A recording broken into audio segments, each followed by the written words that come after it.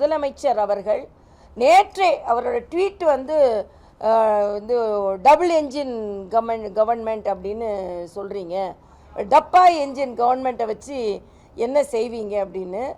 Double engine government மட்டும் இல்லை, triple engine கவர்மெண்ட்டாக பல மாநிலங்களில் அதிகாரப்பூர்வமாக ஆட்சிக்கு வந்த பின்பும், மாநிலத்தில் ஆட்சிக்கு வந்த பின்பு மாநகராட்சியிலையும் தேசிய ஜனநாயக கூட்டணிக்கு வெற்றியை தந்து ட்ரிபிள் என்ஜின் கவர்மெண்ட்டாக பாரதிய ஜனதா கட்சி எந்த கட்சியோடு கூட்டணி வைக்கிறதோ அந்த கட்சிகளோடு இணைந்து ட்ரிபிள் இன்ஜின் கவர்மெண்ட்டாக நாங்கள் போய்கொண்டிருக்கிறோம்.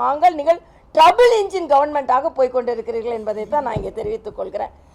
திராவிட முன்னேற்ற கழக திராவிட மாடல் ஆட்சி என்று சொல்வதை விட ட்ரபிள் இன்ஜின் மாடல், நாங்கள் டபுள் இன்ஜின் மாடல், நீங்கள் ட்ரபிள் இன்ஜின் மாடல் என்று சொன்னால் சரியா இருக்கும். ஏன்னா சட்டம் ஒழுங்கை பாதுகாப்பதில் ட்ரபிள், மக்களுக்கான திட்டங்களை முழுமையாக கொண்டு வருவதில் ட்ரபிள், அதே மாதிரி மக்கள் போராட்டங்கள். இன்னைக்கு அங்கன்வாடி ஊழியர்களுக்கு இவ்வளவு செய்வேன்னு சொல்றாங்க, ஆனால் அங்கன்வாடி ஊழியர்களை எப்படி பரட்டி ரோட்ல எடுத்தீங்கன்னு மக்களுக்கு தெரியும். செவிலியர்கள் இன்னும் போராடி கொண்டிருக்கிறார்கள், மருத்துவர்கள் இன்னும் போராடி கொண்டிருக்கிறார்கள், துப்புரவு தொழிலாளர்கள் இன்னும் போராடி கொண்டிருக்கிறார்கள். ஆக எல்லாருமே, சத்துணவு பணியாளர்கள் போராடி கொண்டிருக்கிறார்கள். அரசாங்க ஊழியர்களுக்கு 20 வருஷமா காத்திருந்ததை கொடுத்தோன்றாங்க. எதை கொடுத்தோன்னு அரசாங்க ஊழியர்களுக்கே ஒரு முழுமையான ஒரு தன்மை இல்லை. அவர்கள் தொழிற்சங்கத்தை விட ஒரு சில பேர் அதை ஒத்துக்கொள்கிறார்கள், ஒரு சில பேர் ஒத்துக்கொள்ளவில்லை.